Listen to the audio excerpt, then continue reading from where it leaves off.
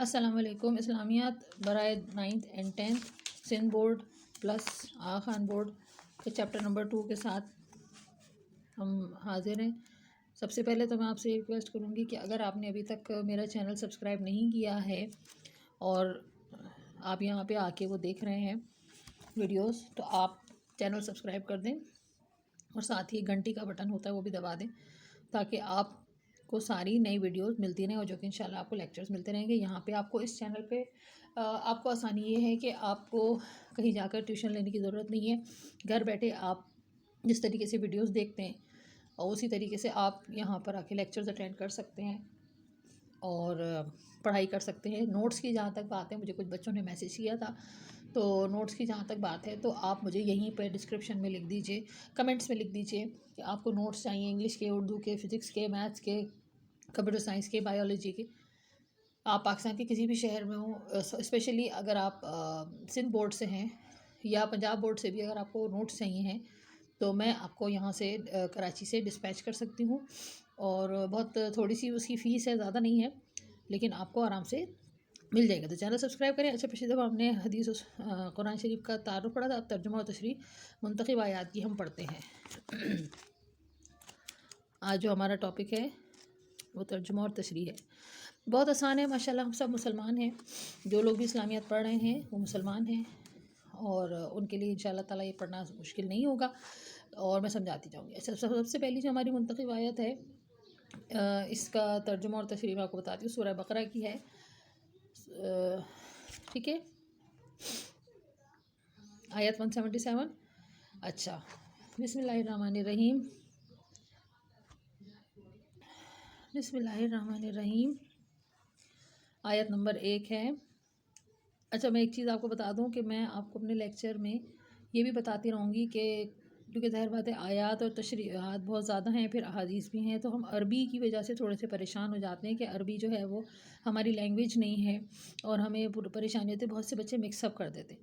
تو میں آپ کو نشانی کے طور پر جو ورڈز ہم نے یوز کر رہے ہیں جن سے ہمیں پتہ چلے گا کہ کون سی تشریح ہے، کون سی حدیث ہے، کون سی آیت ہے، وہ بھی میں آپ کو مارک کراؤں گی. تو ذرا غور سے لیکچر سنیے گا، ٹھیک ہے. یوٹیوب پہ لیکچر دینے کا فائدہ ہی یہی ہے کہ آپ ریوائنڈ فارورڈ کر سکتے ہیں، یعنی اگر آپ کوئی چیز مس کر دیں تو دوبارہ سن لیں، یا اگر آپ کو معلوم ہے تو آپ تھوڑا سا 10 سیکنڈز آگے چلے جائیں. چلے جی، بسم اللہ الرحمن الرحیم. لیس البر ان تولوا وجوہکم قبل المشرق والمغرب ولکن البر من آمن باللہ والیوم الآخر والملائکۃ والکتاب والنبیین وآتى المال على حبه ذوي القربى واليتامى والمساكين وابن السبيل والسائلين وفي الرقاب وأقام الصلاة وآتى الزكاة والموفون بعهدهم إذا عاهدوا والصابرين في البأساء والضراء وحين البأس أولئك الذين صدقوا وأولئك هم المتقون. سورہ بقرہ آیت 177 177. ترجمہ: نیکی یہی نہیں کہ تم مشرق اور مغرب کو قبلہ سمجھ کر ان کی طرف منہ کر لو، بلکہ نیکی یہ ہے کہ جو لوگ اللہ پر اور روز آخر پر اور فرشتوں پر، اللہ کی کتاب پر اور پیغمبروں پر ایمان لائیں اور مال باوجود عزیز رکھنے کے رشتہ دار اور یتیموں اور محتاجوں اور مسافروں اور مانگنے والوں پر دیں اور گردنوں کے چھڑانے میں خرچ کرے اور نماز پڑھے اور زکوٰۃ دیں اور جب عہد کر لے تو اس کو پورا کرے اور سختی اور تکلیف میں اور جنگ کے وقت ثابت قدم، یہی لوگ ہیں جو ایمان میں سچے ہیں اور یہی ہیں جو اللہ سے ڈرنے والے ہیں. ٹھیک ہے، سب سے پہلے تو ہم اس کے امپورٹنٹ ورڈز وہ کر لیتے ہیں مارک. ٹھیک ہے، میں تھوڑا سا کیمرہ دور کرتی ہوں. اچھا، سب سے پہلے مشرق اور مغرب، یہ دیکھیے 2 ورڈ ہیں، یہ مشرق والمغرب ہے. جب ویسے ہی آپ اگر آپ کو عربی پڑھنے میں کچھ مسئلہ ہوتا ہے تو جیسے ہی آپ مشرق والمغرب پڑھیں تو آپ سمجھ جائیں کہ یہ والا ترجمہ آئے گا. ٹھیک ہے، ٹھیک ہے. اچھا، اس کے بعد دیکھیے والیوم الآخر والملائکۃ والکتاب والنبیین، روز آخر اور فرشتے اور اللہ کی کتاب اور پیغمبر، والنبیین، نبیین یعنی نبی، پیغمبر. ٹھیک ہے، تو یہ تو ہو گئی نشانیاں کہ جس سے ہمیں پتہ چل جائے. یہ الفاظ دیکھتے ہی یہ آیت کے یہ الفاظ دیکھتے ہی ہمیں پتہ چل جائے گا کہ ہمیں یہاں پہ کون سی تشریح اور کون سا ترجمہ لکھنا ہے۔ اب میں آپ کو سمجھاتی ہوں۔ اللہ تعالیٰ اس قرآن شریف کی اس بابرکت آیت میں فرما رہے ہیں کہ نیکی صرف یہ نہیں ہے کہ تم مشرق کی طرف منہ کر کے نماز پڑھ لو یا مغرب کی طرف منہ کر لو، جیسے کہ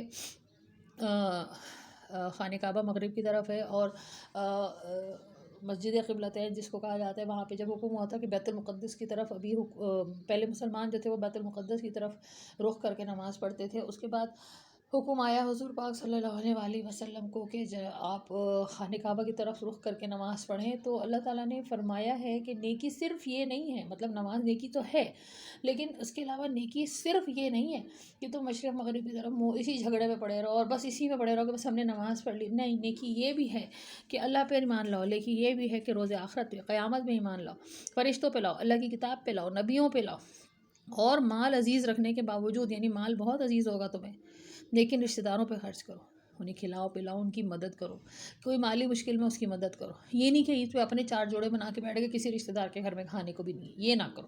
یتیموں پہ خرچ کرو، یتیموں کے اوپر خرچ کرو۔ ہمارے یہاں کیا ہوتا ہے، لوگ یتیموں کا مال کھانے کے چکر میں رہتے ہیں، یہ نہیں کرو۔ اس کا مطلب ہے یتیموں پر خرچ کرو، محتاجوں پہ خرچ کرو۔ محتاج کوئی بھی ہو سکتا ہے، کوئی چڑیا بھی ہو سکتی ہے کھانے کی محتاج، کوئی شدید گرمی میں کوئی جانور بھی ہو سکتا ہے پانی کا محتاج، جس کو ہم ایک گلاس پانی پلا دیں، کوئی ہمارا دوست احباب بھی پیسے کا محتاج ہو سکتا ہے، کوئی بھوکا ہو سکتا ہے۔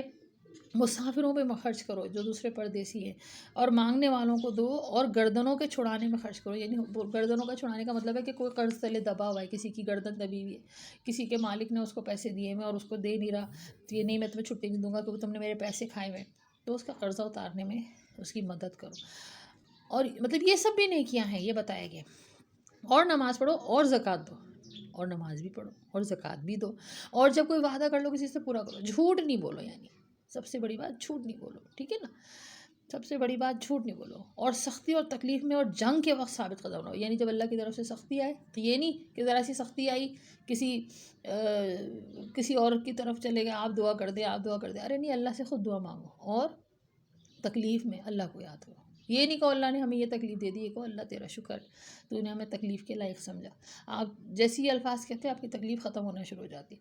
اور جنگ کے وقت اگر کافروں سے جنگ ہے اور جنگ اپنے اندر ہے، کسی کے سامنے کھانا رکھا ہے، روزے دار ہے، سخت گرمی تھی، شربت رکھا ہے سامنے، یہ جنگ ہے جو ہم اپنے آپ سے لڑتے کہ نہیں ہم افطاری تبھی کریں گے جب اللہ کا حکم ہوگا، جب اذان ہوگی، تو یہ جنگ ہے جب ہم اپنے آپ سے، تو جنگ کے وقت ثابت قدم رہو۔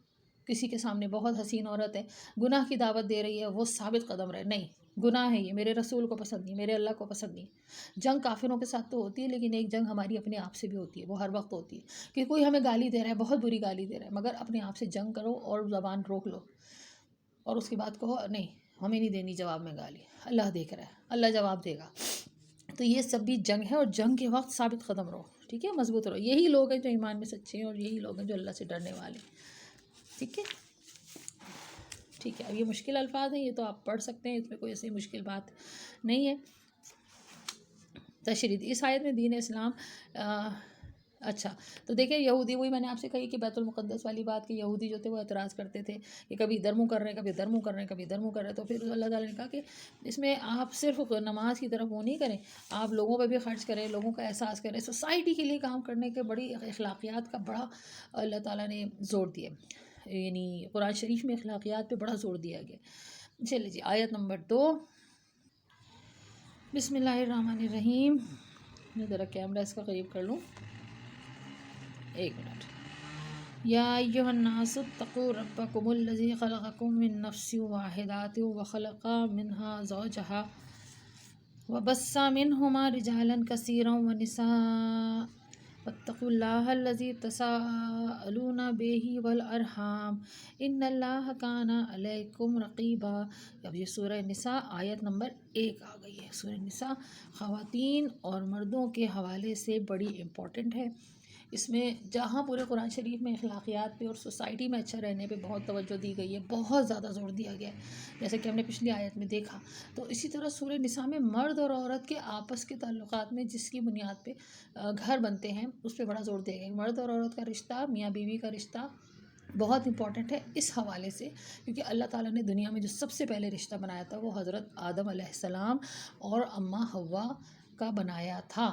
یعنی میاں اور بیوی کا رشتہ اتنا پاک اور اتنا امپورٹنٹ ہے کہ دنیا کی شروعات اس رشتے سے کی گئی. ماں بیٹا سے نہیں کی گئی، بہن بھائی سے نہیں کی گئی، باپ اولاد سے نہیں کی گئی، لیکن میاں بیوی سے کی گئی. تو گھرانہ، گھر، میاں بیوی، عورت مرد بہت امپورٹنس رکھتے ہیں، اور ان کو گائیڈ لائنس جو دی گئی ہیں زندگی گزارنے کی وہ اس میں دی گئی ہیں. لوگوں اپنے پروردگار سے ڈرو جس نے تم کو ایک شخص سے پیدا کیا. ایک شخص. ہو از دس؟ کون شخص؟ حضرت آدم علیہ السلام. نفس واحدہ، واحد، ایک نفس، انسان، ایک انسان، ایک شخص سے پیدا کیا. ایک شخص کون؟ ہمارے بابا حضرت آدم علیہ السلام. یعنی اول اس سے اس کا جوڑا بنایا حضرت آدم علیہ السلام. اگر آپ کو معلوم ہو تو ان کی پسلی ایک نکال کر اللہ تعالیٰ نے عورت بنائی تھی جو کہ اماں حوا علیہ السلام تھی. ٹھیک ہے، تو ان کو کپل بنایا، ان کا پیئر بنایا. پھر ان دونوں سے کثرت سے مرد اور عورت پیدا کر کے روئے زمین پر پھیلا دیے. ٹھیک ہے، تو ان دونوں کی بہت اولادیں ہوئیں اور وہ زمین کے کونے کونے میں پھیل گئیں. اور اللہ سے ڈرو جس کے واسطے سے تم ایک دوسرے سے ضروریات پوری کرنے کا مطالبہ کرتے ہو، اور قطع رحمی سے بچو. کچھ شک نہیں کہ اللہ تمہیں دیکھ رہا ہے. یعنی اللہ سے ڈرو. اللہ سے ڈرنے کا مطلب یہ ہے کہ اللہ کو کبھی ناراض نہ کرنا، اللہ کو کبھی ناراض نہ کرنا، کیونکہ تم اللہ سے تو اپنی ضروریات پوری کرنے کو مانگتے ہو. اور قطع رحمی سے بچو، یعنی بے رحمی نہ کرنا. بے رحمی نہ کرنا. سب سے اللہ تعالیٰ نے کتنا خوبصورت حکم دیا، بے رحمی نہ کرنا. بس اب آپ دیکھیں، اس آپ اپنی ماسی سے بات کر رہے ہیں، آپ اپنے ڈرائیور سے بات کر رہے ہیں، آپ بس والے سے بات کر رہے ہیں، آپ پان والے سے بات کر رہے ہیں. آپ کے پاس کوئی فقیر آ کے کھڑا ہو جاتا ہے اور آپ سے پیسے مانگتے ہیں، آپ اس سے بات کر رہے ہیں. کیا حکم ہے؟ بے رحمی نہیں کرنا. ٹھیک ہے، جب آپ بے رحمی نہیں کرتے، لوگوں کے ساتھ محبت سے رہتے، بہت سوسائٹی میں سکون ہو جاتا ہے. ہر کوئی. کچھ شک نہیں اللہ تمہیں دیکھ رہا ہے. ٹھیک ہے. اچھا، نساء معنی عورتیں، رقیبہ نگہبان، یہ مشکل الفاظ. بسا پھیلایا. الارحام، آپ ان الفاظ کو بھی سرکل کر سکتے ہیں تاکہ آپ کو پتہ چلے کہ اگر بسا کا مطلب ہے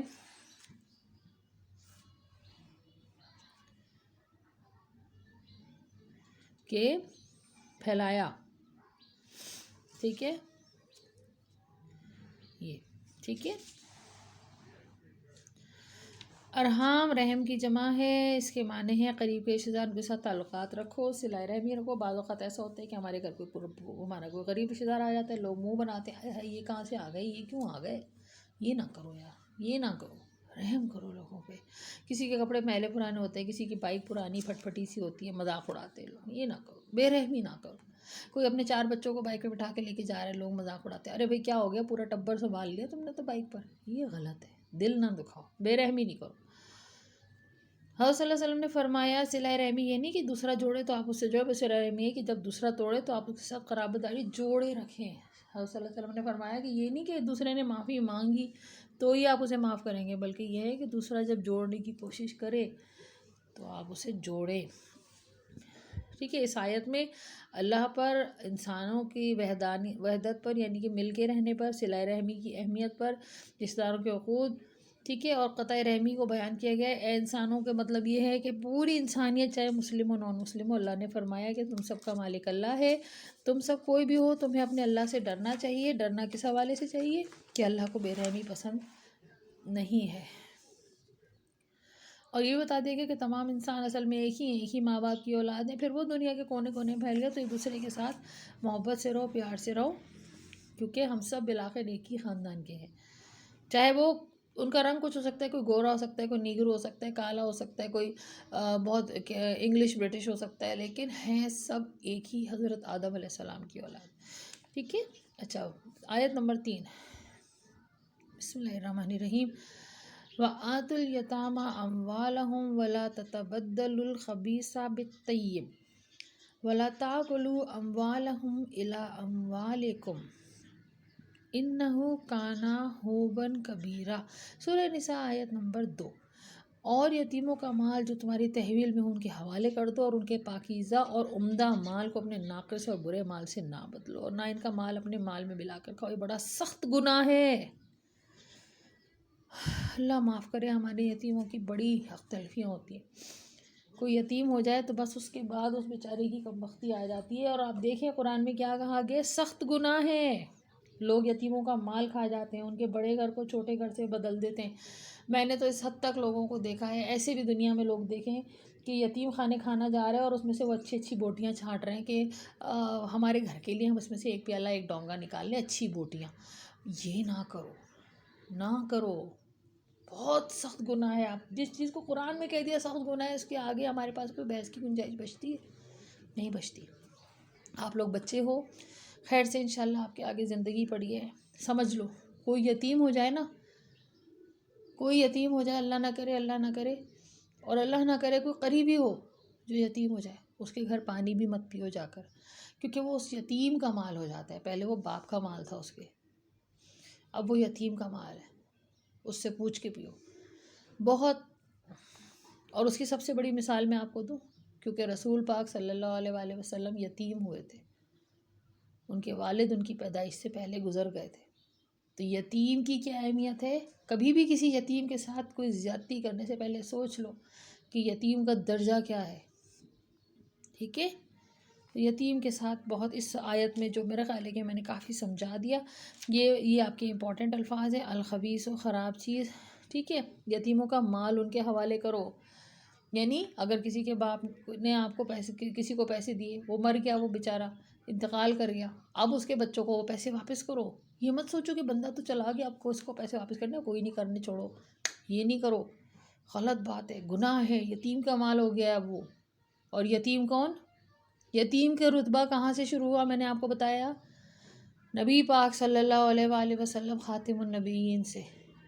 تو بس اس کے بعد کوئی حجت نہیں ہوتی، اس کے بعد کوئی بحث نہیں ہوتی. یتیم کا خیال رکھنا ہے، یہ ہمارے لیے واضح حکم ہے. بہت سے گھرانوں میں یتیموں کے چچا تایا ہوتے ہیں، جائیدادیں کھا جاتے ہیں، مال ان کا کھا جاتے ہیں، کچھ نہیں دیتے، غلط کرتے ہیں. یہ مال اللہ نے صاف لکھ دیا قرآن میں، سخت حکم ہے. ان کو جو کچھ ملا ہے وہ ان کا ہے، کیونکہ ان کی ملکیت تمہارے پاس امانت ہے. اور ان کی کوئی بھی چیز اٹھا کر اپنے ردی مال سے نہیں بدلو. میں نے ابھی آپ کو مثال دی تھی نا کھانے کی، کھانے میں سے بوٹیاں نکال رہے تھے لوگ. یہ یتیم خانے جا رہے ہیں، چھوڑو چھوڑو، اپنے پہلے گھر کے لیے نکال لو. یہ مت کرو بھائی، پلیز. بلکہ میرا خیال ہے جو اپنا اچھا مال ہے وہ بھی ان کو اٹھا کے دے دو، اللہ آپ کو دے گا. یہ دل رکھو زندگی میں بیٹا. اور نہ ہی کھانے پینے اور استعمال کرنے میں بیجا اور فضول خرچی میں ان کا مال ہڑپ کرو. کسی کی بھی حق تلفی سے پرہیز کرو. ہمیں چاہیے کہ روزمرہ کی زندگی میں حقداروں کا پورا حق ادا کریں. اور یتامہ، یتیم کی جمع ہے یتامہ اردو میں، کہ ان کے مال اور ان کے مال کی بات کرو، اور ان کے بالغ ہونے کے بعد ان کا ورثے کا مال ان کے حوالے کرے. آیت نمبر 4، بسم اللہ الرحمن الرحیم. وَآتُوا النِّسَاءَ صَدَقَاتِهِنَّ نِحْلَةً فَإِن طِبْنَ لَكُمْ عَنْ شَيْءٍ مِّنْهُ نَفْسًا فَكُلُوهُ ہنیئا مریئا. اور عورتوں کو ان کے مہر خوشی سے دے دیا کرو، کہ ہاں اگر وہ اپنی خوشی سے اس میں سے کچھ تم کو چھوڑے تو اسے مزے سے کھا لو. مہر ایک تحفہ ہوتا ہے، حق مہر. ایک لڑکی جو کسی کے نکاح میں آتی ہے، وہ اپنے گھر والوں کو، ماں باپ کو، بچپن سے جہاں پلی بڑی ان کو چھوڑ کے اس مرد کے نکاح میں آتی ہے. وہ اپنا گھر بار، ماں باپ، محلے دار، رشتہ دار سب چھوڑتی ہے. کس دل سے چھوڑتی ہے؟ لڑکیوں کا دل ویسے ہی نازک ہوتا ہے.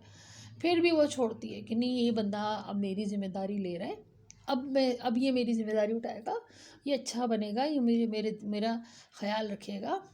میں اپنا گھر چھوڑ کے اس کے ساتھ جا رہی ہوں. ٹھیک ہے نا؟ خوشی سے آتی، محبت سے آتی. تو اب وہ سب سے پہلے اللہ تعالیٰ کا حکم دیکھیں آپ، یہ قرآن میں حکم ہے مہر، حق مہر. مہر کیا ہے؟ تحفہ. یہ تحفہ ہے جس کا حکم قرآن میں ہے. جس طرح ہم حرام گوشت سے بچتے ہیں، جس طرح ہم شراب سے بچتے ہیں، اسی طرح یہ آپ دیکھیں کہ صدقات ہے نا، اس میں مہر کا ذکر ہے، کہ مہر کا ذکر قرآن میں ہے. وہ عورتوں کو دینا ہی دینا ہے. بہت سے لوگ کیا کرتے ہیں رشتہ داروں کو دکھانے کے لیے 5 لاکھ حق مہر، 10 لاکھ حق مہر، گھر جا کے بیوی کو نہیں دیتے، مار کوٹ کے یا تو معاف کرا لیتے ہیں یا کہہ دیتے ہیں ہاں جب ہوں گے تب دے دیں گے. دنیا میں شوشہ بنا لیتے ہیں. یہ مت کرو، قرآن میں حکم ہے. اور جو قرآن کے حکم کو جھٹلائے، اللہ اس کے اوپر رحم کرے کہ دنیا قبر اور آخرت اس کی برباد ہے. ٹھیک ہے. مہر وہ مال ہے جو عقد نکاح کے سبب بیوی کا حق بنتا ہے، جو شوہر کے ذمے ضروری ہو جاتا ہے کہ وہ بیوی کو دے. عورتوں کی خاص حق ہے یہ. حق سمجھتے ہیں نا. حق، اور حق کا مطلب ہے کہ لازمی ملنا ہے. جیسے کھانا پینا زندگی کا حق ہے، جیسے سانس لینا ہمارا حق ہے، جیسے پانی پینا ہمارا حق ہے، جیسے لباس ہمارا حق ہے، ویسے مہر عورتوں کا حق ہے. اسی لیے اس کو حق مہر یعنی تحفہ، وہ تحفہ ہے جو لازمی دینا ہے. معاف نہیں کرنا، معاف نہیں کروانا اس بیچاری کی گردن پہ پاؤں رکھ کے کہ نہیں معاف کرو، ہم نہیں دے سکتے، اور یا تب تک انتظار کرے جب تک خدا نخواستہ گھر ٹوٹنے کی نوبت آئے. ایسا کچھ شرط نہیں ہے قرآن میں، ایسی کوئی شرط نہیں ہے قرآن میں. حق مہر تحفہ ہے محبت سے. ایسی تحفے دینے سے محبت بڑھتی ہے. میاں بیوی محبت سے رہیں گے. آپ دیکھیں پہلا رشتہ دنیا کا میں نے آپ کو بتایا حضرت آدم علیہ السلام کا اماں ہوا کا میاں بیوی کا رشتہ اتنا پاک اتنا اچھا ہے. تو پھر جب آپ پاک رشتے میں بنتے ہیں تو تحفے دینے سے محبت بڑھتی ہے، یہ حدیث میں. اور جب گھر میں محبت ہوگی تو آگے دنیا میں کیوں نہیں محبت ہوگی. آپ نے بہت سے ایسے گھر دیکھے ہوں گے جہاں مرد صبح گھر سے پریشان نکلتے ہیں، پھر وہ دنیا میں نکل کے بھی فساد ہی مچا رہے ہوتے ہیں. تو گھر سے شروع ہوتے ہیں سارے فساد. جو گھروں سے مطمئن ہوتے ہیں وہ دنیا میں فساد نہیں کرتے. یہ بہت بیسکس ہے اخلاقیات کی. ٹھیک ہے. حق مہر کبھی بھی معاف نہیں ہوتا. بہتر یہ کہ فوری ادا کیے جائے. شوہر کی طرف سے ایک تحفہ احترام ہے جو پیسوں کی صورت میں یا کسی بھی شکل میں جو قیمت رکھتی ہو. 10 کلو آٹے کی بوری نہیں دینی، قیمت والی چیز دینی ہے. بھائی سونا دینا ہے، پیسہ دینا ہے، چاندی دینی ہے، ڈائمنڈ دینے، کچھ بھی دینا ہے، جہاز دینا ہے، لیکن ایسی چیز جو جس کی کوئی حیثیت ہو، جس سے اس عورت کو لگے کہ اللہ میں اپنا ماں باپ سب کچھ چھوڑ کر آئی، یہ بندہ میرے لیے اتنی محنت کی کمائی میں سے میرے لیے یہ لے کر آیا، اس کا مطلب میں اس کے لیے امپورٹنٹ ہوں. وہ خوش ہو. مقصد کیا ہے؟ دل خوش کرنا. اور وہ اسی کا ہے. یہ نہیں کہ اس کو مہر دے دیا 2 لاکھ روپے اور اگلے دن کہا لاؤ ذرا پیسے دینا، ذرا وہ ٹینٹ والے کے پیسے دینے سے. نہیں، یہ نہیں کرنا. یہ بے ایمانی نہیں چلے گی. وہ اس کے پیسے وہ جو دل چاہے خرچ کرے. یہ قرآن میں ہے. ٹھیک ہے نا. اور میں آپ کو جو مثالیں دے رہی ہوں ہنسنے کی، ہم پریشان ہونے کی بات نہیں ہے. ہماری روز زندگی کی مثالوں میں سے ہیں، ہمارے یہاں بہت ہوتا ہے. تو بچوں میں آپ کو سمجھا رہی ہوں یہ نہ کرنا. پہلے کے لوگوں کو اگر بہت سی چیزیں نہیں پتہ آتی اور ان سے غلط ہو گیا، کوئی بات نہیں، اللہ معاف کرنے والا ہے. ہم اب سمجھ کے پڑھ رہے ہیں نا. ہم نے قرآن کو اپنی زندگی میں کیسے شامل کرنا ہے بیٹا. ایسے ہی کرنا ہے نا کہ جو ہمارے آس پاس ہو رہا ہے وہ ہم نہ کریں، اور ہم وہ کریں جو قرآن میں کہا گیا ہے. ٹھیک ہے نا. ٹھیک ہے. اگر زندگی پر شوہر نے مہر ادا نہیں کیا تو اس کے اوپر فرض رہے گا، اور اس کے مرنے کے بعد اس کی ملکیت سے دیا جائے گا. ٹھیک ہے. اور ان کو نہ ٹال بٹول کرو، نہ ان کو انکار کرواؤ، اور نہ ہی ان کو ناراض ہو کے دو. دلیل کر کے نہیں دینا، محبت سے دینا ہے، کیونکہ تحفہ ہے نا، اور تحفے سے پھر محبت بڑھتی ہے. تو جب محبت سے عورت رہے گی آپ کے گھر میں، بیوی آپ کی رہے گی، گھر بنائے گی، بسائے گی، اس کے پاس پیسہ بھی ہوگا اور کوئی اس سے پوچھنے والا نہیں ہوگا کہ تم اس پیسے سے کیا کرو. کچھ بھی کرے وہ، کچھ بھی کرے وہ، زیور بنائے، پلاٹ خریدے، پان کھا جائے وہ 2 لاکھ روپے کے، کھانے دو اس کے پیسے. ٹھیک ہے نا. وہ سمجھدار ہے، گھر بنائے گی، اور ہر خاتون گھر بناتی ہے اگر اس پہ بھروسہ کیا جائے. ٹھیک ہے. تو خواتین کے ہمیں چاہیے کہ خواتین کے حقوق ادا کرے، بالخصوص مہر کو تو فوراً ادا کرنا چاہیے. تو ہماری آج اللہ کا شکر ہے 4 آیتیں ہو گئی بیٹا. پھر آپ سے کہوں گی کہ اگر آپ نے چینل سبسکرائب نہیں کیا ہے بیٹا تو کرتے رہیے. انشاءاللہ تعالیٰ آپ لوگوں سے ہر لیکچر میں ملاقات ہوگی. اللہ حافظ.